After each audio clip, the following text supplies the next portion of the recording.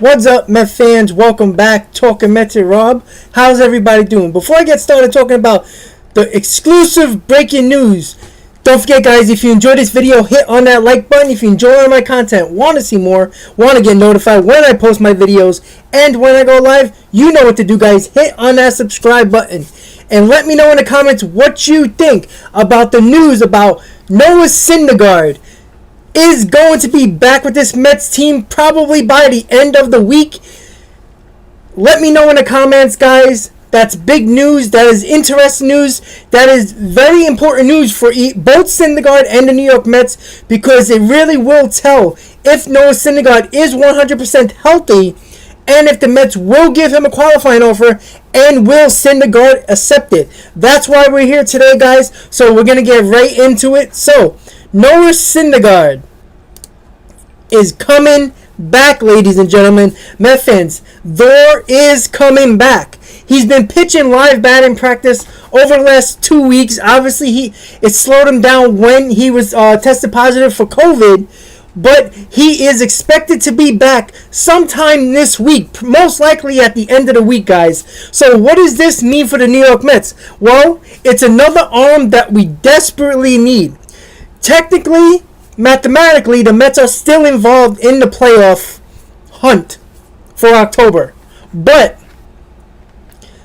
obviously, it's not going to be easy with 12 games to go, 5.5 games over, about 6 games out. It's not really possible, but you just never know. You know, could the Mets go on a couple of game winning streak? You never know. 5 or 6 game winning streak could mean a big difference within the division. But can Syndergaard help this team enough in the starting rotation or in the bullpen? Syndergaard, we know, has a great arm. If he's healthy, he will perform. He's got an amazing fastball. He probably can't throw his slider this year, but he does have a changeup, which is the 2 pitches he'll probably use. So what does that tell you, guys? That means he will not be in the starting rotation. That is exactly the right answer, because you can't have a pitcher have fastball changeup only and put him in the rotation and expect him to do big things that you expect from a rotation arm, especially a big arm like Noah Syndergaard. So where is he bound? He is definitely, at least this year, bullpen bound.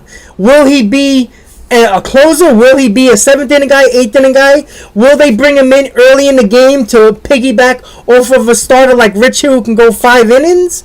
That is something to think about. But I truly think Noah Syndergaard could be the Mets closer. Not just the rest of this year, but next year. I don't think Noah Syndergaard will be happy about that, but I do think he will help out the Mets the most, putting him in the bullpen as the closer, because I don't believe that the Mets and whoever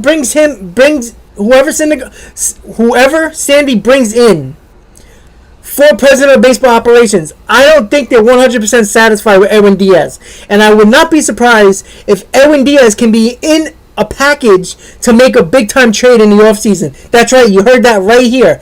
Edwin Diaz will probably be in a trade package to get a big-time player, maybe a third baseman, maybe an outfielder, maybe another starting pitcher. But I would not be surprised if Noah Syndergaard this year is in the back end of the game, 8th or 9th inning, saving games for the Mets the last couple of games. Definitely, most likely next year. He might be possible. They might start off as a starter, but I really do think the Mets would want him as their closer. And with that type of fastball, that type of pitches that he has, he'll probably be able to throw a slider next year. And with that nasty changeup and that hard sinker that he throws, Noah Syndergaard is prime for the closer role, guys. So Noah Syndergaard is back with this team, guys. Is it possible that the Mets can go on a very quick run over the next 12 games? I think and I predict that Noah Syndergaard could be a dominating force in this Mets bullpen and really help this bullpen that's been taxed this year. That will really help this team and give the confidence that Rojas needs in the bullpen that is not named Aaron Loop.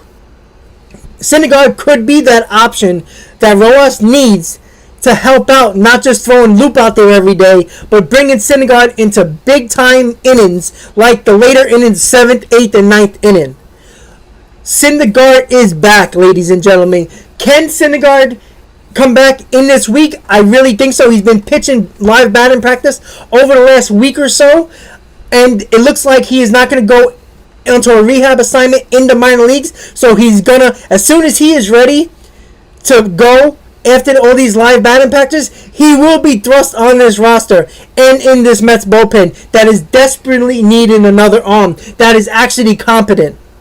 That's what the Mets have on the table right now. They have Syndergaard right now, who, let's be honest, in the last couple of years hasn't been dominant, but if he can get that greatness back that he had in 2015, 2016, this Mets team can look very, very good. Not just this year in the bullpen, but next year as well. Noah Syndergaard can be the reason why the Mets can be a contender next year, just because of him being in the bullpen or even in the starting rotation, even though I think he would be the better closer than Edwin Diaz, and it's just perfect for the Mets to do that.